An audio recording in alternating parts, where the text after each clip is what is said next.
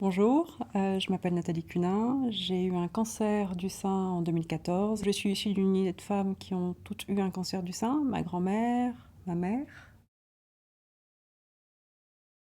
J'ai découvert lors d'un contrôle classique. Une fois par an, je faisais mammo et échographie avec le même radiologue et qui, cette fois-là, m'a dit il y a un petit nodule. Étonnamment, il n'était pas là la dernière fois, mais il n'est pas inquiétant, il est tout à fait rond, il n'y a absolument aucun souci. Et j'ai exigé la biopsie parce que j'étais embarrassée intellectuellement avec ça, de par l'héritage familial, et je me suis dit, j'ai pas envie de vivre 3 mois avec cette épée de Damoclès et de me dire, est-ce que oui, est-ce que non, qu'est-ce qui va se passer dans 3 mois au niveau du contrôle. Et heureusement, j'ai bien fait, parce que 15 jours après, on a eu le résultat. Lorsqu'on a l'annonce, on vous l'annonce, c'est un TGV qu'on se prend, vraiment. Souvent, c'est fait par la gynécologue, ou par le radiologue, mais enfin, en tout cas, moi, ça a été la gynécologue. Ce qui s'est passé ensuite, c'est un enchaînement très rapide. J'ai eu le diagnostic, donc c'était un grade 3, petit, parce que 13 mm. Ma première consultation, c'était dans un hôpital de cancéro. Le chirurgien était très empathique. Il m'a annoncé tout de suite que j'allais malheureusement, de par mon jeune âge et l'agressivité de mon cancer, passer par toutes les cases, donc chirurgie, chimiothérapie, que j'allais perdre mes cheveux, radiothérapie, beaucoup de séances, et puis derrière hormonaux pendant 5 ans. Je ne l'ai pas pris comme une sanction, parce que pour moi c'était des armes thérapeutiques qui allaient m'aider à sortir le plus vite possible de cette malheureuse histoire. Je me suis donc fait opérer une première fois. Le résultat a été correct. J'ai eu une tumérectomie et puis on m'a retiré les ganglions, mais qui étaient négatifs. Ça, c'est pas un épisode compliqué. Enfin, globalement, c'est la chose la plus simple dans tout ce qui se passe derrière. Et puis ensuite, 4 semaines après, j'ai commencé la chimiothérapie.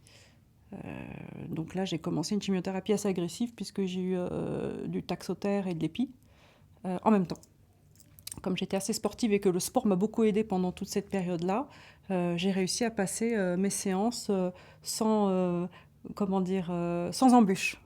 La radiothérapie, pour moi, ça a été le moment le plus simple, en fait. Euh, j'ai essayé de trouver un centre qui pouvait me permettre de pouvoir déposer mes enfants à l'école à 8 h, de faire ma radiothérapie dans la foulée et d'être au max à 8 h 45 à mon bureau. Après la chimiothérapie, la radiothérapie est quelque chose qui pour moi passe vraiment comme du velours.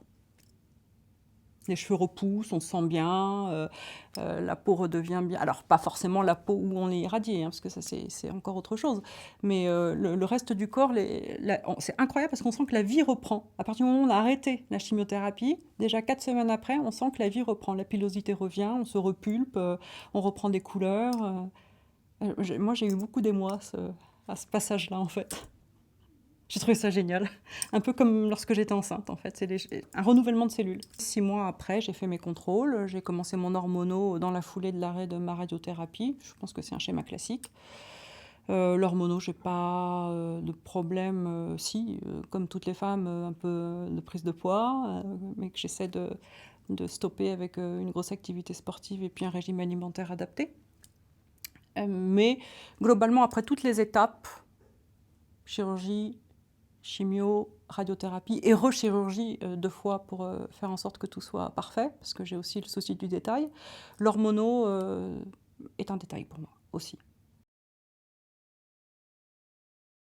Je ne l'ai pas dit à mes enfants, je ne l'ai pas dit à mes amis et je ne l'ai pas dit à mon entourage professionnel. C'était mon choix.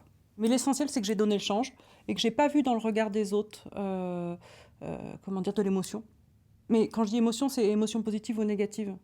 Je ne voulais pas de ça. Parce que je l'ai vécu avec maman, je l'ai vécu avec ma grand-mère.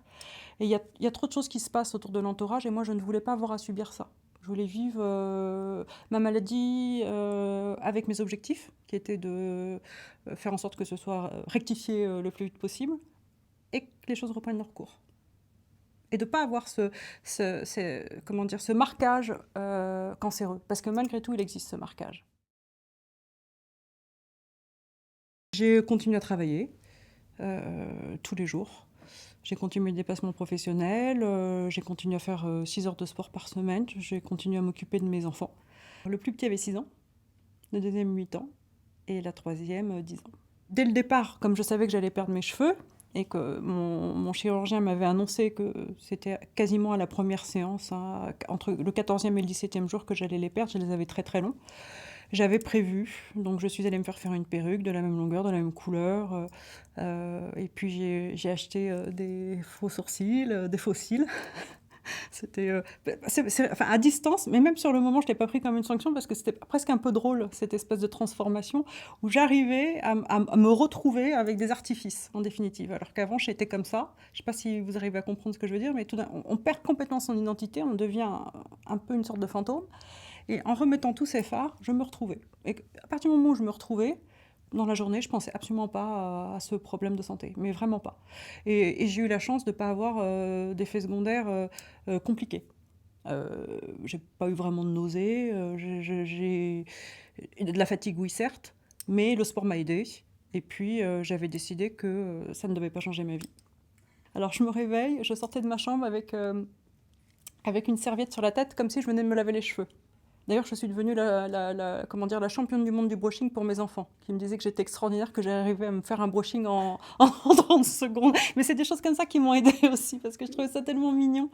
Parce que, effectivement, ils me voyaient comme ça, ils me disaient « Ah maman, il est 8h moins 10, tu t'es pas séché les cheveux ». Et comme ils avaient l'habitude de ma longue chevelure, ils me disaient « On va être en retard à l'école ». Et hop, je mettais la perruque, et je ressortais, ils me disaient « Mais t'es la championne du monde ». Et voilà, c'est des petites choses mignonnes comme ça qui m'ont aidée. Alors au départ, oui, c'était un peu long, parce qu'il faut prendre l'habitude de placer les choses.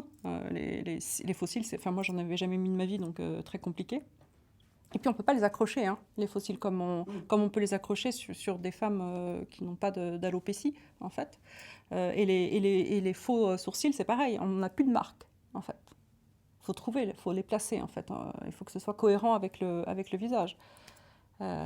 Si je devais rembobiner, très certainement, je pense que j'aurais fait à l'époque un petit tatouage dès le départ. Beaucoup essaient de chercher des causes, une responsabilité à la maladie. Moi, ça me fait toujours peur quand j'ai une patiente qui essaie de rentrer là-dedans parce que je pense que c'est une dépense d'énergie pour pas grand-chose en définitive. Le passé, c'est le passé. Je suis totalement persuadée que certaines femmes vont avoir besoin de trouver une cause pour expliquer leur état et peut-être pour passer à autre chose. Ça, c'est une évidence et je le vois. Si ça leur fait du bien et que ça leur permet de mieux passer cette histoire et de rebondir sur autre chose et de changer de vie, parce que j'en ai certaines autour de moi qui ont complètement changé de vie, incroyable, de manière positive, hein, j'entends, j'ai pas de souci. Après, de mon point de vue, c'est pas rationnel.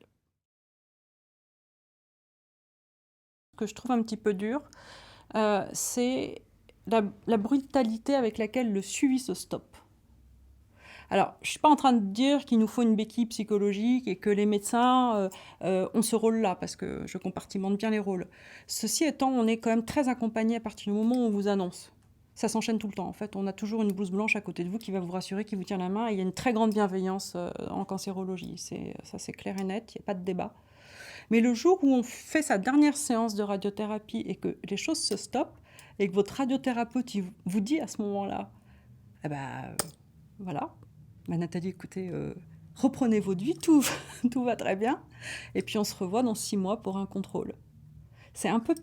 On a un sentiment d'abandon, c'est très curieux. Enfin, c'est compliqué à expliquer et c'est pas non plus une victimisation. Hein. C'est vraiment un constat, alors que je suis quand même quelqu'un d'assez indépendant, mais j'ai eu ce sentiment, moi, de me dire... Qu'est-ce que j'ai peur? J'ai l'impression d'être un funambule. Du coup, là, maintenant, ça y est, ça se joue toute seule avec moi. Et il va falloir que je prenne mon cachet d'hormonaux pendant 5 ans. Mais là, pendant 6 mois, je vais voir personne.